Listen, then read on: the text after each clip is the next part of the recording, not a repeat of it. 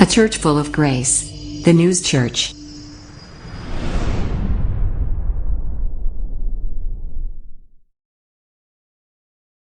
할렐루야. 아멘. 할렐루야. 아멘. 예수님이 부활하신 기념으로 예배드리는 부활주일 아침입니다. 우리 오늘 성경 봉독하도록 하겠습니다. 성경 봉독은 고린도전서 15장 12절에서 26절까지의 말씀입니다. 고린도전서 15장 12절에서 26절 우리 한 절씩 교독합니다. 그리스도께서 죽은 자 가운데서 다시 살아나셨다 전파되었거늘 너희 중에서 어떤 사람들은 어찌하여 죽은 자 가운데서 부활이 없다 하느냐. 만일 죽은 자의 부활이 없으면 그리스도도 다시 살아나지 못하셨으리라. 그리스도께서 만일 다시 살아나지 못하셨으면 우리가 전파하는 것도 헛것이요 또 너희 믿음도 헛것이며 또 우리가 하나님의 거짓 증인으로 발견되리니 우리가 하나님이 그리스도를 다시 살리셨다고 증언하였음이라. 만일 죽은 자가 다시 살아나는 일이 없으면 하나님이 그리스도를 다시 살리지 아니하셨으리라. 만일 죽은 자가 다시 살아나는 일이 없으면 그리스도도 다시 살아나신 일이 없었을 터이요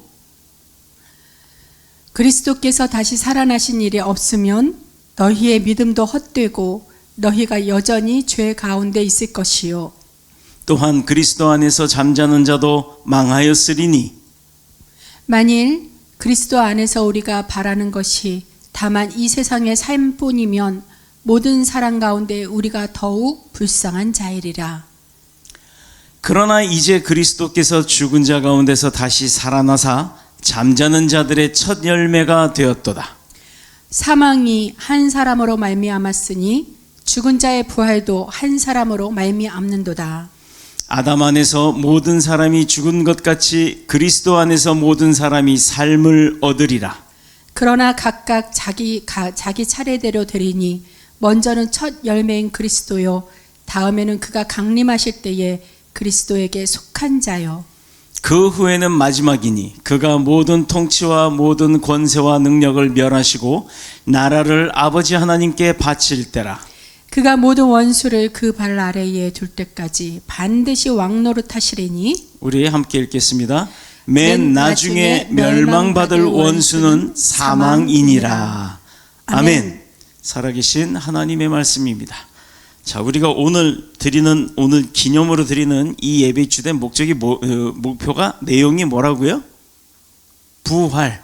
오늘 성경 본문의 말씀을 가지고 나눈 은혜의 제목은 부활입니다. 부활이라는 말씀의 제목으로 함께 은혜 나누도록 하겠습니다. 여러분, 부활절이라는 게 성경에 나와 있던가요? 없지요? 아니, 근데 그럼 성경에 없는 것을 우리가 교회가 왜 지키고 있을까? 왜 그날을 기념을 하고 있을까?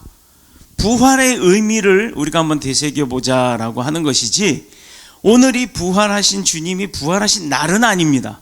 분명한 것은 부활절은 325년 세계 기독교의 지도자들이 니케아 공회의에서 결정을 해서 만든 날이에요. 우리가 이 주님이 부활하신 건 분명히 알고 있어. 부활하신 건 기념적 역사가 있었던 실제의 날이야. 그런데 그날이 언제니? 하고 물어봤더니 아무도 몰라요. 그래, 분명히 주님이 부활하셨다고 성경에 기록이 되어 있는데 그날이 언제라고는 안 돼 있고, 기록되어 있는 날짜를 추정할 수 있는 것은 주님이 돌아가시고 난 사흘 후이다라는 것은 확실히 알았던 겁니다. 그럼 주님이 언제 돌아가셨나? 를 우리가 성령 강림절 이전을 거꾸로 한번 쭉 되새겨 보면서 찾아내기 시작했는데요.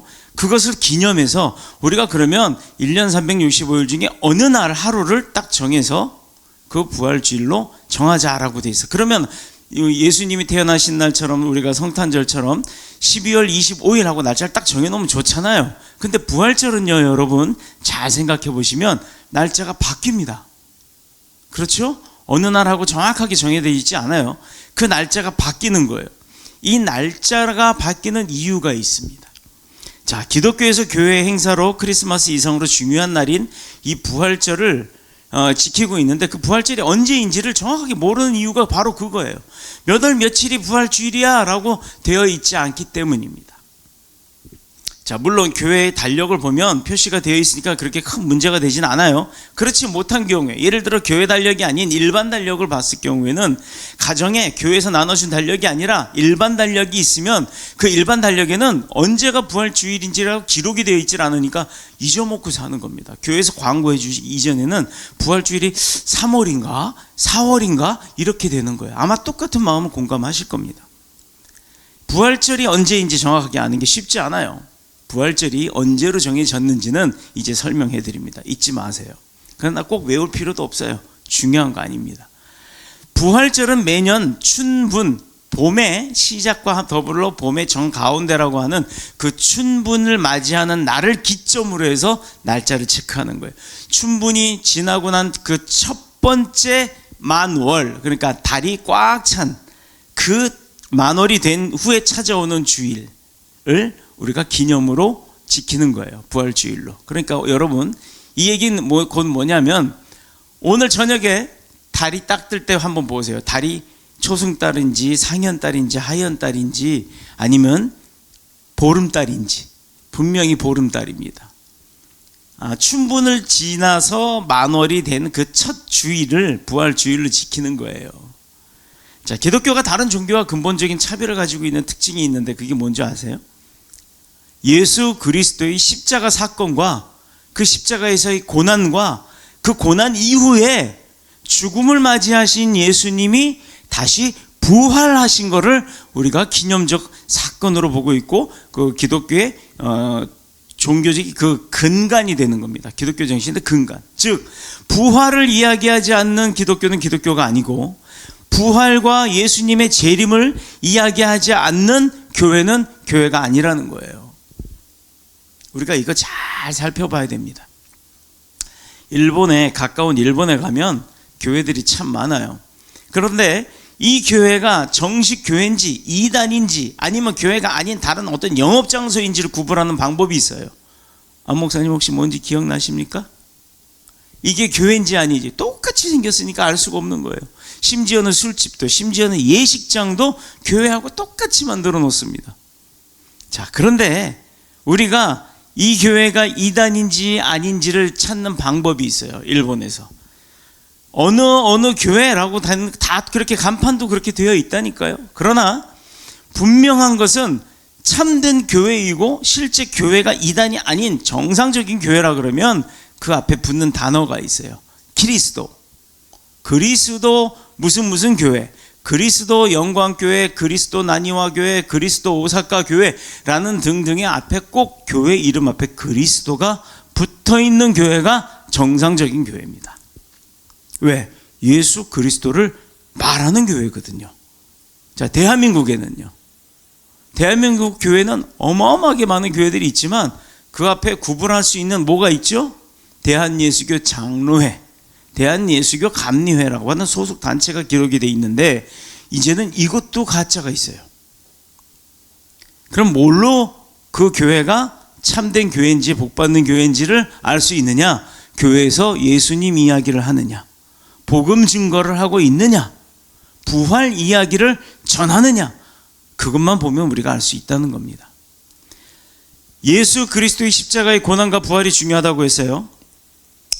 다시 말해서 기독교가 세상 종교와 다른 것은 사람의 죄 문제를 해결하고 그 해결받고 난 이후에 영원한 생명을 줄 수 있는 곳이 바로 교회입니다. 그래서 세상의 다른 종교와는 다른 거예요. 나의 잘못을 반성합니다. 중생하기 위해서, 나를 해탈하기 위해서, 나의 모습을 바꾸고 내 삶을 변화시키기 위해서 많은 번뇌와 고뇌 가운데 빠져있는 다른 종교들 많이 있어요. 심지어 그것을 용서받기 위해서 봉사하는 데 집중하는 사람들도 있습니다. 자, 그런데 그렇게 봉사하고 반성 많이 한다고 해가지고 그들이 천국 갈 수 있던가요? 성경에 분명 나를 믿지 않고서는, 예수 그리스도, 우리의 생명의 구세주 그리스도를 믿지 않고서는 그 삶이 천국으로 갈 수 있는 영원한 생명의 삶을 누릴 수가 없다라는 겁니다. 바로 예수 그리스도를 말미암지 아니하고는 그 누구도 부활하신 예수 그리스도이기 때문에 하나님의 능력 가운데 하나님의 말씀으로 부활하신 분이기 때문에 그 분을 믿지 않고서는 나도 부활할 수가 없다라는 거예요. 오늘 성경 본문의 내용이 바로 그겁니다. 사람이 죽었다 다시 산다는 것, 이성의 근거를 둔 세상의 과학적 차원에서 보면 도저히 이루어질 수도 없고 이룰 수도 없고 용납이 되지도 않고 그런 일은 있을 수도 없는 일입니다. 간혹 죽었다고 판명돼 갖고 그 냉동칸에 보관하려고 했더니 막 두들겨 갖고 살아난 사람들 있죠. 그런 사람들 보면요, 의학적으로 죽었던 건 아닙니다. 죽음으로 오판한 걸 수도 있고요. 또 간혹 심지어 죽어서 냉동칸에 넣고 장례식에 그 관에 넣으려고 할 때 사람이 다시 살아나는 경우도 있습니다. 그러나 그 사람 곧 죽어요. 여러 가지 이야기들이 있어요. 분명히 이해하기 어려운 내용들이 있습니다. 그러나 허무맹랑한 이야기처럼 들리는 내용들이 있죠. 그런 것을 빗대서 성경이 예수 그리스도가 부활했다고 하지만 그 부활을 갖다가 부정하는 사람들이 생겨난 거예요. 그럼에도 불구하고 부활신앙은 기독교의 근간을 이루는 가장 중요한 진리임에는 틀림이 없습니다. 우린 그걸 믿는 거예요. 그걸 믿는 자, 보지 않고도 믿는 자가 복되도다 말씀하셨고, 그 복된 일을 행하는 자, 그걸 심지어 나만 알고 있는 게 아니라 세상 많은 사람들에게 전파하는 자가 하나님으로부터 축복받고 하나님으로부터 인정받는 자가 되는 거예요. 왜냐하면 오늘 본문의 사도 바울이 분명히 예수 그리스도의 부활을 첫 번째 부활로 정의를 합니다. 그러면 뭐가 있어? 첫 번째 부활이라고 했으면 두 번째, 세 번째가 있을 거 아니에요. 오늘 본문에 잘 보면 두 번째 부활이 또 나옵니다. 각각 자기 차례대로 되리니 먼저는 첫 열매인 그리스도시요, 그리스도 예수님의 부활. 그 다음에는 그가 강림하실 때, 다시 오실 때 그리스도에게 속한 자라고 했어요. 어떤 사람들이 부활한다고요? 예수 그리스도를 믿는 자, 예수 그리스도를 증거하는 자들이 다시 부활한다고요. 어느 때? 예수 그리스도께서 다시 이 땅에 재림하시는 그때, 심판의 날에 우리는 부활을 명령받은 자예요. 이게 두 번째 부활인 거예요. 오늘 본문의 23절 내용입니다. 여러분, 예수 그리스도의 부활은 물론이고 우리까지도, 믿는 우리까지도, 그 부활의 역사를 믿는 우리까지도 부활시켜 주실 것이다라고 약속하고 있기 때문이에요. 그래서 우리는 부활의 믿음이 있어서 죽는 것도 두렵지 않는 겁니다. 사람이 죽었다 다시 사는 이 부활, 예수님이 평소에 자신의 죽음과 부활을 반복해서 비유적으로 말씀을 하셨죠. 성전을 허물고 내가 3일 만에 다시 질 거야, 아마 등등 여러 가지 일들이 있어요. 구약의 많은 선지자들도 그리스도의 오심과 그의 죽으심과 부활을 예언했습니다. 그대로 오늘 4절 말씀처럼 예수 그리스도는 장사 지낸 바 되었다가 성경대로 사흘 만에 다시 살아나셨습니다 라고 기록이 되어 있습니다. 예언했던 대로. 사도 바울은 사람들이 가지는 이 의문을 가지는 이 부활이 어디서 시작되었느냐 하는 것을 밝혀주고 있어요. 자, 그래서 13절에 보면 13절에 보면 뭐라고 되어 있어요? 죽은 자의 부활이 없다면 당연히 예수 그리스도도 다시 살아나지 못하셨을 것이다. 또 15절에 보면 죽은 자가 다시 사는 창조의 법칙이 없이는 하나님도 그리스도를 살리실 일이 없었다라는 거예요. 자, 이렇게 죽은 사람이 다시 사는 법이 없었다면 이 세상에 예수 그리스도의 부활을 믿는 우리는 거짓된 거를 믿고 있는 거잖아요. 그렇죠? 그래서 부활이 있지도 않는데 그 부활을 믿고 산다 그러면 그거는 진짜 불쌍한 사람들의 인생이 되는 거예요. 우리가 축복의 사람이 아니라 불쌍한 사람이 될 수밖에 없는 겁니다. 자, 그렇다면 오늘의 본문이 강조하는 게 뭘까? 뭘 강조를 하실까? 사람이 죽었다가 다시 살아나는 것, 하나님이 원래부터 정했던 법이라는 거예요. 하나님이 만들어 놓으신 거 안 지키신 거 있었나요? 하나님이 만들어 놓으신 그 사건, 그 법, 부활의 법, 이거 조금 낮출까요? 나 목이 좀 타요.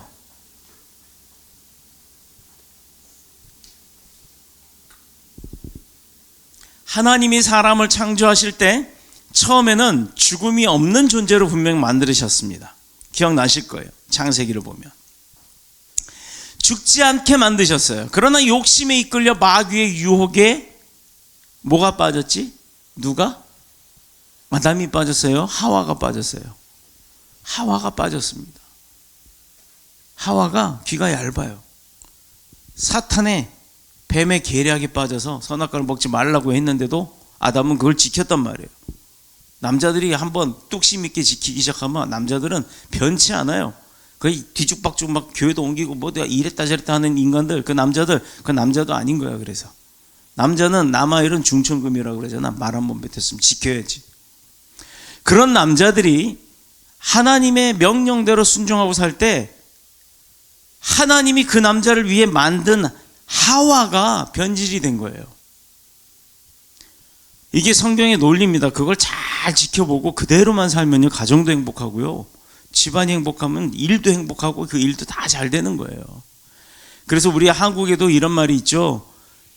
집안이 평안해야 바깥 일도 잘 된다고, 또 앉은 자리가 든든해야 내가 나가서 일할 때도 든든하다고, 그렇게 이야기를 하는 겁니다.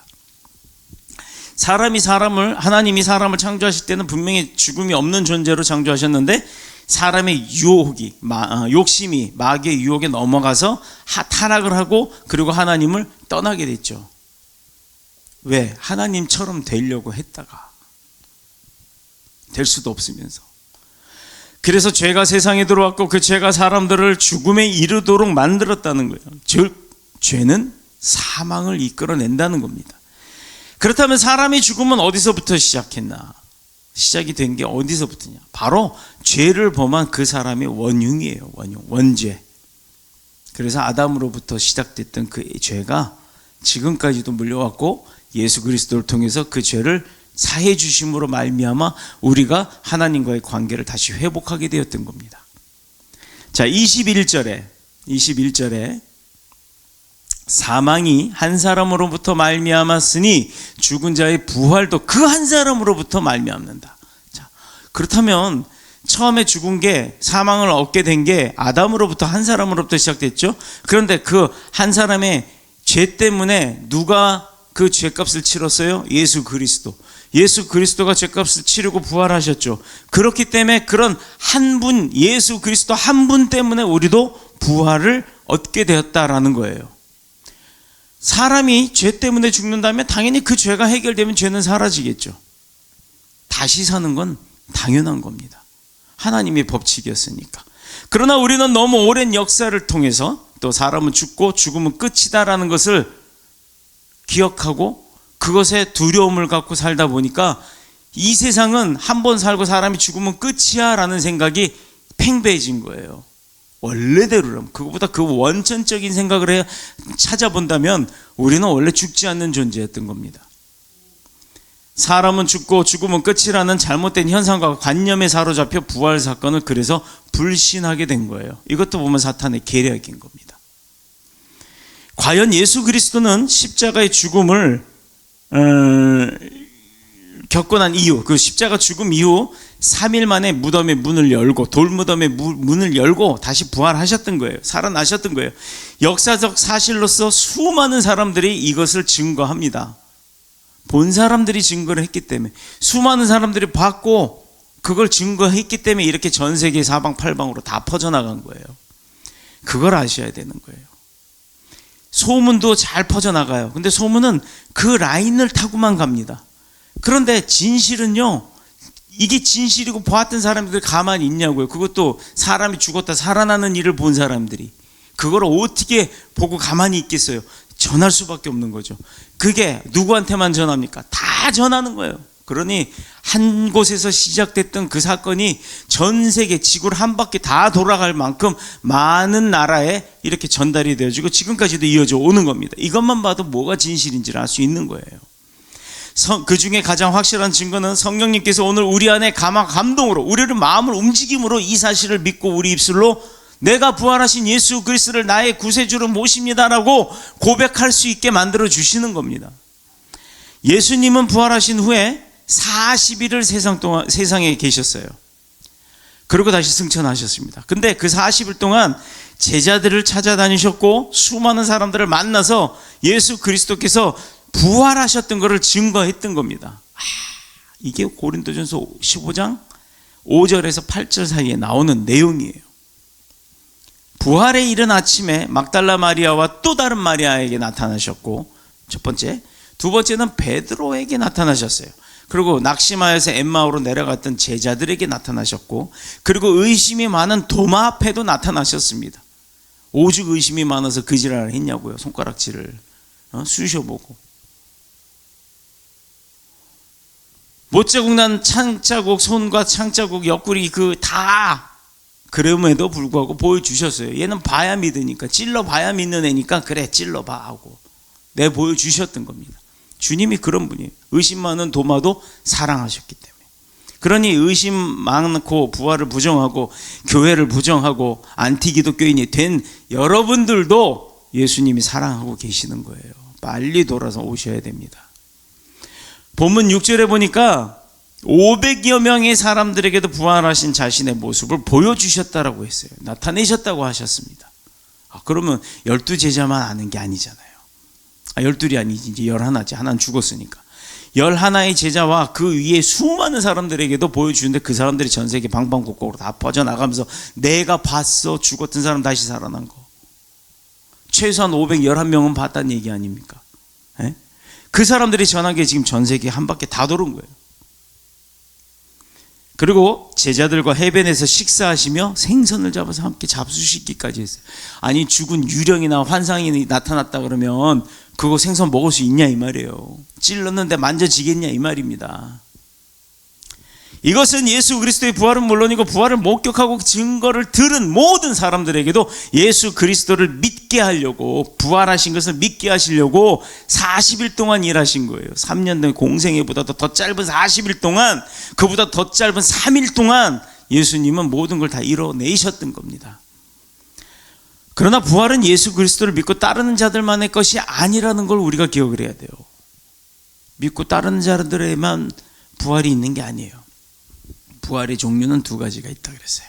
첫 번째, 예수 그리스도를 따라 부활하는 우리가 받은 영생의 부활이 있고, 두 번째는 불신자가 받을 영원할 형벌에 떨어지는 고통과 저주의 부활이 있다는 거예요. 자, 사람들이 그래요. 나 죽으면 끝이야 라고 하죠. 그러면 얼마나 행복해. 죽고 난 다음에 부활이 있다니까요. 죽은 자들도. 근데 죄 지은 그 사람들, 믿지 않는 그 사람들은요, 영생의 부활인데 똑같은 영생의 부활이 그들에게도 가되 어디로 가냐? 그들은 지옥에 가 떨어지는 고통의 부활이 있다는 얘기예요. 그거 안 두려우세요? 내가 내일 모레 감옥을 가게 됐는데, 감옥에 가갖고 내가 죽을 때까지 뭐라 그래, 그 무기징역을 받는다, 못 나오는, 가명도 없고 가석방도 없고 그런 아주 무기징역, 미국 가면 그런 게 있대요. 그런 형벌을 내가 내일 받는다 그러면 안 두렵겠습니까? 그거 안 받으려고 길을 쓰고 도망 다니는 거 아니에요. 근데 여러분, 죽고 난 다음에 끝이라고요? 천만의 말씀이요. 성경을 좀 한 번만 읽어보세요. 다른 소설책, 이상한 책들만 보지 말고 성경을 한번 쭉 읽어보면 성경 안에 어떤 내용들이 나와 있는지 다 안 믿겨도 죽음에 관련된, 죽음 이후에 그거 관련된 건 아마 두려울걸요. 다른, 첫 번째가 예수 그리스도를 믿고 우리가 영생으로 부활하는 것, 두 번째가 예수 그리스도를 부정하고 믿지 않고 영생으로 부활을 하되 지옥의 나락에 떨어져서 평생 동안 영원 동안 그 고통과 사망의 저주를 받는 부활이 있다고 합니다. 여러분, 이렇게 불신자들이 받을 부활이라고 하는 것은요, 요한계시록 20장 10절에 나온 내용이에요. 내가 꾸며낸 내용이 아니고, 요한계시록은 사도 요한에게 그 환상으로 보여주신 거 아닙니까? 그걸 사도 요한이 기겁을 하고 자다 말고 일어나서 다 기록해 놓은 거 아니에요. 꿈이 아니라고요. 우리가 꿈에서 보았는데 하고 할 때 있죠. 데자뷰라고 하는 것. 우리 영이 꿈을 꾸지만 어느 순간에는 내 육신을 떠나서 미리 보고 온 거예요. 그게 우리에게 예정된 삶이란 말이에요. 그런 거 경험하면서 신기해라고만 하지 왜 그런 일이 내게 있는지는 생각 안 해보십니까? 여러분, 요한계시록 20장 10절에 그들을 미혹하는 마귀가 불과 유황 못에 던져지니, 어떻게 해요? 불과 유황. 여러분, 유황이 뭔지 아시죠? 유황, 우리 화학 시간에 배우잖아요. 이런 병 속에 가루 있는 거, 이렇게 샬레로 딱 떠가지고, 샬레라고 하는 얇은 접시 같은데, 거기다 탁 쏟는 순간 어떻게 됩니까? 유황은 어떻게 돼요? 이는 어떻게 돼요? 불이 붙잖아요. 불이 붙을 때 어떻게 탑니까? 그냥 탑니까? 그냥 불이 라이터 종이 태우듯이 휘 이렇게 탑니까? 파파파파. 그리고 웬만해선 꺼지지도 않을 만큼 지가 탈 때까지 다 타야 되는 거예요. 유황이 그런 겁니다. 그런데 던져진대요. 유황못, 유황으로 연못이 되어 있는 그 속에 내가 던져진다고 생각해 보세요. 거기는 그 짐승과 거짓 선지자도 있대요. 야, 이거 굉장히 무섭죠? 그들을 미혹하는 마귀가 불과 유황의 못에 던져지니 거기는 그 짐승과 거짓 선지자도 있어 세세토록 밤낮 괴로움을 받는다라고 되어 있습니다. 요한계시록 20장 10절. 지옥에 던져지는 영원한 죽음의 부활이 분명히 기다리고 있다라는 거예요. 심판날 주님과 함께 부활해서 승천하지 못하면 지옥에 떨어진다는 겁니다. 이것은 영원한 부끄러움과 고통의 부활이에요. 제가 좀 추워가지고 그렇게 물 뜨겁게 데피는 그 유단프 플라스틱, 우리 예전에 안 목사님 터진 거, 그 고무라는 거, 그 사건이 있어서 화상을 입었었잖아요. 그래서 그걸 이제 안 쓰고 플라스틱을, 터지지 않는 플라스틱을 갖다가 해놓고, 그것도 이제 물 펄펄 안 끓입니다. 그래서 발치에다 놓고, 그것도 이렇게 카바가 있어서 씌워놓고, 그러고 이제 잠이 들었어요, 침대에서.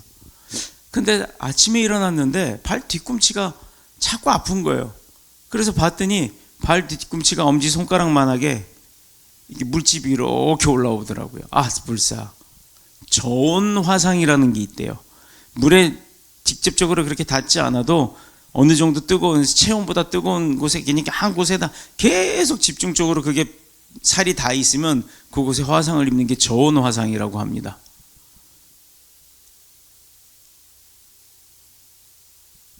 저온 화상은 껍질은 벗겨지진 않았어요. 물집만 잡혔지.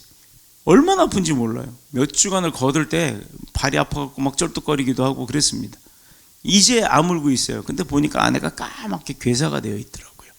이렇게 작은 상처에도 아픔을 느끼는데 밤낮으로 유황불에 던져지면 얼마나 아플까요? 온몸이. 이것은 영원한 부끄러움과 고통의 부활이요, 악인이 받을 저주의 부활인 겁니다. 이게 두 번째 부활이에요. 그러나 우리가 받는 부활은 그렇지 않아요. 우리는 하나님 나라에서 주님과 함께 더불어서 영생하는 부활, 누릴 거 다 누려요. 거기는 보석이 돌과 같이 굴러다니는 곳이니까. 근심, 걱정, 염려, 슬픔이 없는 곳이니까. 아픔도 없어요. 병도 없어요. 돈도 필요 없어요. 다 있는데 그걸 그냥 누리기만 하면 되는 곳이에요. 그곳에 우리가 간다고요. 영생하는 부활을 통해서 주님의 영광에 참여하는 면류관이, 우리가 딱 입상하면 너 그동안 수고했다고 면류관을 씌워주신다니까요. 하나님을 영원히 모시고 사는 거룩한 형체의 부활을 우리가 누리게 된다는 겁니다. 하나님과 함께.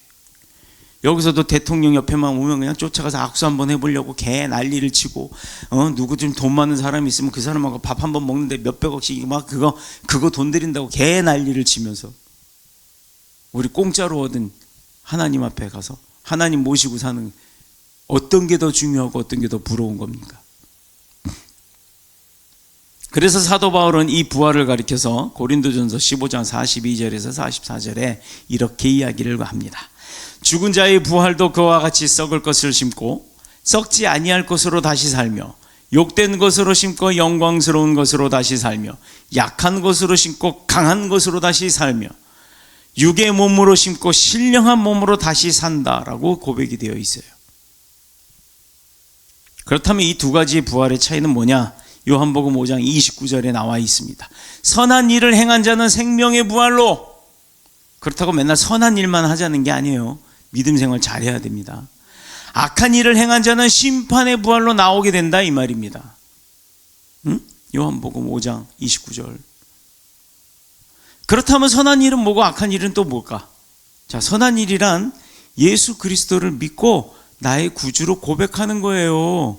누구 도와주고, 누구한테 잘 보이고, 누구 뭐 힘들다고 짐 들어주고, 돈 없다고 돈 막 갖다 주고, 이게 선한 일이 아닙니다. 선한 게 뭔지를 잘못 알고 있어요. 악한 일은 그럼 뭐냐? 불신앙이에요. 그 선한 일을 거부하는 거. 되게 간단한 거예요. 근데 이걸 갖다가 착각을 해. 착한 사람, 좋은 사람 구분을 잘못하고 있는 것처럼. 요즘 유럽과 미국의 동양인들을 막 테러하는 사건들이 있죠. 이게 왜 그렇게 갑자기 생겼어요? 동양인들 이쁘다고 난리였던 사람들이 중국에서 코로나19 바이러스가 발견되고 난 이후로 동양인이면 다 중국인인 줄 알고 테러를 하기 시작한 거예요. 너 때문에 우리가 이렇게 고생하고 힘들었다고. 내 형제 자매가 죽었다고. 그러나 어떤 이유에서든지 이같이 폭력으로 사람을 공격하고 차별하는 것은 반인류적인 범죄입니다. 하나님이 그렇다 그러면 백인만 만들었지 흑인, 화기들을 왜 만들었겠냐고요. 다 귀한 주의 백성입니다. 앞으로는 외국인이 남의 나라에서 사는 것이 점점 힘들어질 거예요. 왜 그러냐면 정치가들이 또 국가적으로도 자국민들을 보호하기 위한 자국민을 우선으로 하는 정책을 쓰기 시작하면서 사람들을 차별하기 시작한 겁니다. 그래서 요즘에 그걸 없애자고 해서 나온 게 차별금지법이라는데, 차별금지법이 생김으로 인해서 어려움을 겪게 되는 게 교회죠. 차별해야 될 건 차별을 해야 되고, 차별하지 말아야 될 건 하지 말아야 되는 건데, 그것조차도 다 뭉뚱그려 갖고 차별하지 말자라고 이야기를 합니다. 아니, 예를 들어 여러분, 그러면은 마약 만들어 쓰는 사람은 차별하면 안 되겠네. 그 사람도 자기 돈 벌어 먹고 살기 위해서 만드는 거, 약 만드는 거잖아요. 그렇죠? 그러면 마약 만드는 사람도 차별하면 안 되겠네. 그럼 왜 범죄자로 차별을 합니까? 어떤 사람은 그거 먹고 아픈 거 고통을 잊고 사는데 그 사람한테는 좋은 약 아니에요? 멀쩡한 사람이 먹으면 미친 짓을 하니까 나쁜 약이지만 아픈 사람한테 주는 몰핀 같은 것도 마약 아닌가요? 그거 만드는 사람들을 그러면 처벌해야겠네? 아니, 그렇게 쓸 때는 좋은 약이고 다르게 쓸 때는 나쁜 약입니까? 그래서 그 약 만들어내고 개발한 사람들은 전부 다 범죄자입니까? 그렇게 따지면은 그것도 차별하는 거잖아요. 그럼 그것도 차별하지 말아야지. 성경에 위배된 일을 하는 사람들에게 우리 기독교인들이 차별을 하는 거에 대해서도 말을 한다면 동성애가 정상입니까? 우리나라에 동성 동본도 결혼 못하게 했던 시절이 있었죠. 왜? 동성끼리, 동본끼리, 같은 집안끼리 결혼하면 이상한 아이들이 나오잖아요. 그거 누가 그렇게 만들어놨어요? 법이 그렇게 만들었어요? 그게 유전학적으로 그렇게 되잖아요. 근데 그런 거 막으려고 법으로 만들어 놓은 거 아니었어요? 그럼 그 법이 차별을 하는 거네? 아닌 건 아니라고 얘기를 할 줄 알아야 됩니다. 기독교인들이 아닌 건 아니라고 말을 해야 돼요. 교회도 아닌 건 아니라고 말을 해야 됩니다. 정치나 권력의 눈치를 보면 복음이 증거될 수가 없는 거예요. 여러분의 자식이 마약 사 먹는다고 100만 원만 달라 그러면 줄 부모가 있습니까? 없지요. 왜 자기 자녀를 그럼 차별합니까? 그렇게? 차별하지 말고 돈을 줘야지. 심지어 같은 나라의 동족끼리도 가진 소유로 출신지나 학벌이나 진영 논리나 뭐 좌파니 우파니 이러고 막 여러 가지 배경으로 서로 사람들을 차별하고, 그것도 못해 이제 요즘 선거철이니까 막 험담까지 하잖아요. 지은 죄는 처벌받는 게 마땅한 겁니다. 근데 짓지 않는 죄를 가지고 없는 걸 만들어내고 모함하고 이렇게 나중에 아니면 말고 됐다 치고 이게 맞는 거냐고요. 선택을 잘해야 될 겁니다. 앞으로는 종교적으로도 많은 차별을 당하게 될 거예요. 차별하지 말자 그러놓고 종교는 차별을 합니다. 그게 법입니까? 하나님이 보시는 기준은 명확하고 간단해요. 모든 삶이 크리스찬이건 아니건 이 성경의 기준이 된다고 산다면 이 세상은 불행하지 않을 겁니다. 우리 안에 예수 그리스도를 향한 믿음이 있냐 없냐, 그 예수 그리스도가 누구냐, 그가 했던 일이 우리에게 좋은 일이냐 나쁜 일이냐를 한번 구분해 본다면, 내가 믿든 안 믿든 간에 예수 그리스도가 행했던 일을 하는 게 옳냐 안 옳냐를 우리가 볼 수 있는 거잖아요. 주님이 뭐 했어요? 불을 축적했나요? 심지어 제자들에게 복음 증거로 나갈 때도 아무것도 갖고 다니지 말래요. 신발조차도 2켤레 갖고 다니지 말래요.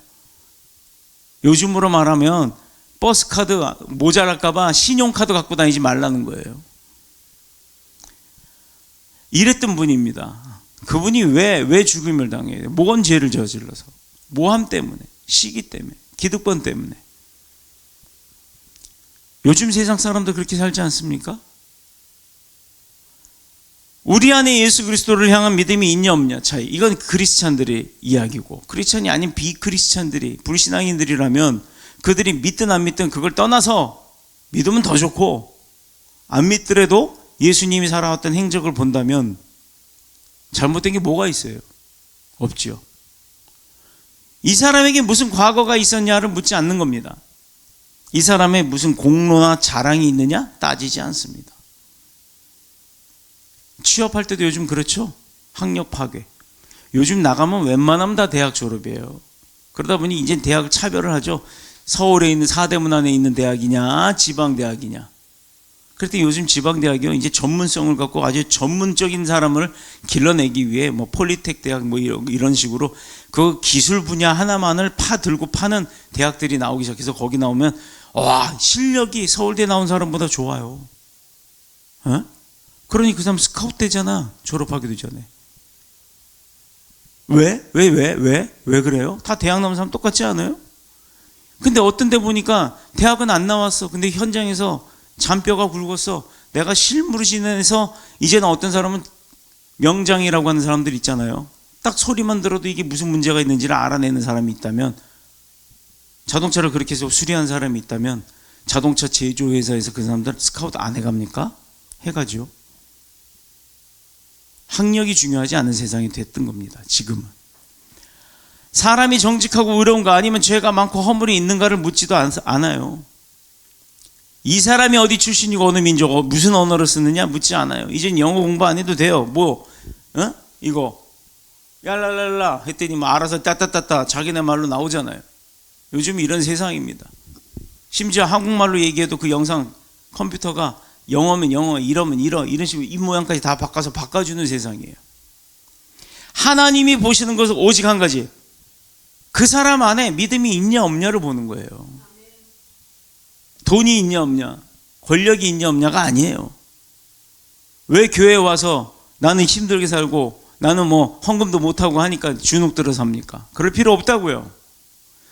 내가 헌금 10원도 못해도 내 믿음만큼은 누구에도 뒤지지 않는다 그러면 그 사람이 1등인 거예요. 그런데 그런 사람이 힘들게 살까요? 하나님이 가만둘까요? 그런 사람을 힘들게 만들어 둘까요? 아니라는 겁니다. 그걸 경험해 보시라는 거예요. 돈을 구하지 말고 믿음을 구하세요. 믿음을 구하면 하나님이 다 해주신다고요. 인류의 모든 죄를 대신 지시고 십자가의 고난을 당하신 예수 그리스도께서 나를 위해 죽으셨다, 이 사실, 그리고 그로 인해서 내 죄와 허물과 고통 저주가 사라지고 영원한 생명을 얻었다는 것. 오늘 부활절, 이 부활 예배를 통해서 예수 그리스도의 부활의 의미를, 진정한 의미를 다시 한번 되새기고 그 의미가 무엇인지를 깨닫는 귀한 시간이 되시기를 축복합니다. 우리가 그래서 그 부활로 말미암아 사는, 부활의 신앙으로 사는 저와 여러분 모두가 되시기를 그리스도 예수님의 이름으로 축복합니다. 축원드립니다. 자, 이제 우리 성찬식을 거행하도록 하겠습니다.